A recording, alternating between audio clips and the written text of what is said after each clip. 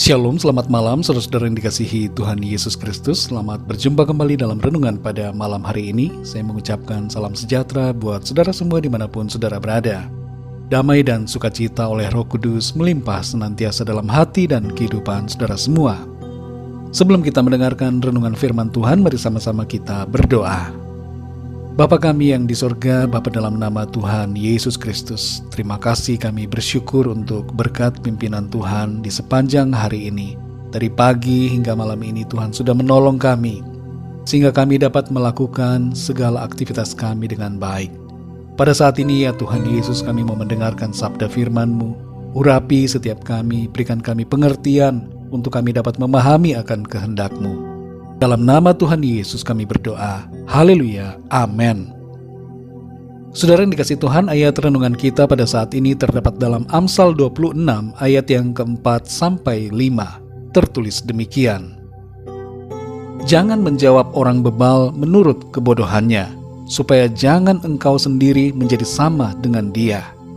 Jawablah orang bebal menurut kebodohannya, supaya jangan ia menganggap dirinya bijak. Saudara yang dikasihi Tuhan, ada sebuah kisah tentang seorang bapak yang untuk pertama kalinya naik ke pesawat dan duduk di kursi bisnis barisan depan. Pramugari kemudian memintanya menunjukkan boarding pass, dan setelah melihat tiketnya itu, pramugari menyampaikan bahwa bapak tersebut harus pindah tempat duduk di bagian belakang. Mendengar hal itu, bapak ini malah marah dan tidak mau pindah kursi. Pramugari lain kemudian datang membantu, menjelaskan bahwa tiket bapak tersebut di kelas ekonomi, bukan di kelas bisnis. Bapak ini tambah marah-marah mendengarkan itu, dan tetap ia tidak mau pindah. Akhirnya saudara, sang kapten pilot datang menemui bapak tersebut dengan sikap yang bersahabat. Kapten pilot bertanya, "Bapak tujuannya kemana?" Bapak itu menjawab, "Saya mau ke Jakarta." Sang kapten kemudian berkata, "Oh, kalau tujuan Jakarta duduknya di belakang, Pak. Yang duduk di kursi ini tujuannya ke Makassar." Tanpa menunggu lama, bapak tersebut langsung pindah ke kursi belakang sambil berterima kasih kepada sang kapten. Saudara yang dikasihi Tuhan, Amsal 26 ayat 4-5 mengajarkan kita sikap dalam menghadapi orang yang bebal. Ayat 4 dan 5 ini kelihatannya berlawanan, tapi sebenarnya tidak, saudara. Ayat-ayat ini tidak berlawanan, tapi mengandung pesan mengenai dua macam sikap ketika kita berhadapan dengan orang yang bebal. Dua sikap tersebut adalah, pertama, jangan ikut-ikutan menjadi bodoh.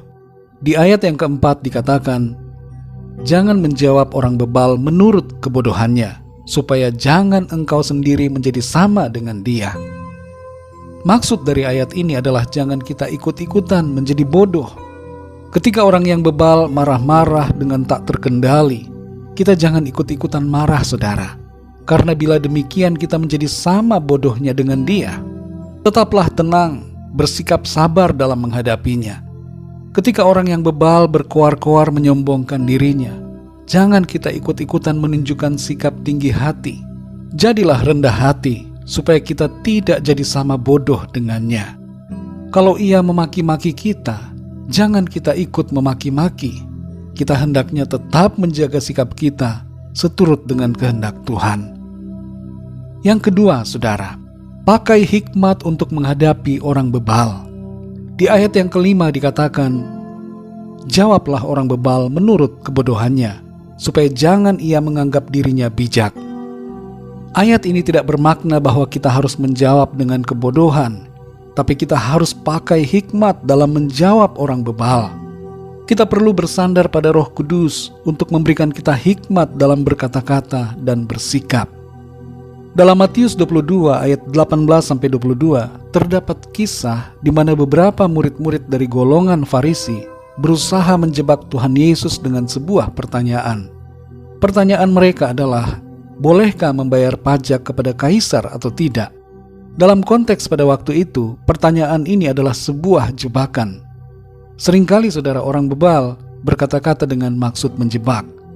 Tuhan Yesus mengetahui kejahatan hati mereka dan menghadapi hal itu dengan sikap kemenangan. Ia meminta ditunjukkan uang 1 dinar.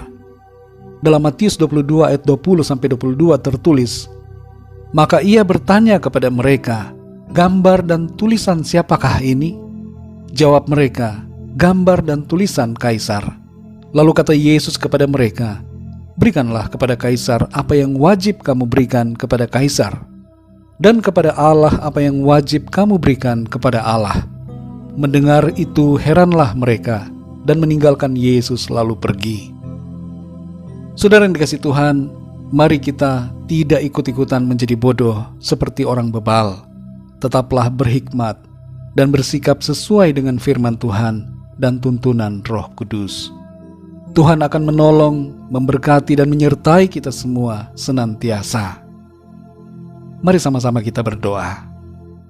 Bapa kami yang di sorga, Bapa dalam nama Tuhan Yesus Kristus, kami bersyukur untuk firman-Mu yang sudah kami dengar pada saat ini, mengajar kepada kami, untuk kami tidak ikut-ikutan menjadi bodoh, dan agar kami memakai hikmat dalam menghadapi berbagai situasi yang kami hadapi, baik dalam perkataan dan juga sikap perbuatan kami. Tolong kami ya Roh Kudus, supaya kami tidak bersandar pada emosi kami, pada perasaan dan pikiran kami, tapi kami bersandar kepada pimpinan-Mu ya Tuhan. Kami melandaskan sikap hidup kami, perkataan kami pada firman Tuhan. Terima kasih Bapa, kami bersyukur untuk firman-Mu yang mengajar kami untuk bersikap yang benar dalam menghadapi berbagai situasi dalam hidup kami. Berkati kami di sepanjang malam ini, berikan kami tidur yang nyenyak, lindungi kami semua ya Tuhan, pagari kami dengan kuat kuasa dan kasih-Mu.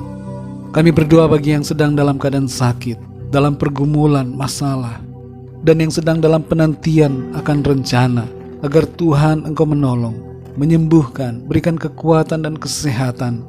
Nyatakan pertolongan-Mu ya Tuhan bagi setiap mereka. Berikan jalan keluar dan pertolongan-Mu yang ajaib bagi setiap mereka. Kami percaya Tuhan memberikan kami kemenangan, dan rancangan Tuhan yang baik dan indah terjadi atas kehidupan setiap kami. Terima kasih Bapa, kami bersyukur. Kami percaya berkat damai sejahtera dan kasih karunia Tuhan senantiasa berlimpah dalam hidup kami. Dalam nama Tuhan Yesus Kristus, Tuhan dan Juru Selamat kami sudah berdoa dan mengucap syukur. Haleluya, amin. Puji Tuhan, saudara yang dikasihi Tuhan, saya percaya firman Tuhan menjadi berkat dan kekuatan buat saudara semua, dan Roh Kudus akan menolong saudara untuk lebih lagi memahami kebenaran firman Tuhan. Tuhan Yesus memberkati saudara semua. Selamat malam, selamat beristirahat, dan sampai jumpa dalam renungan yang berikutnya. Haleluya.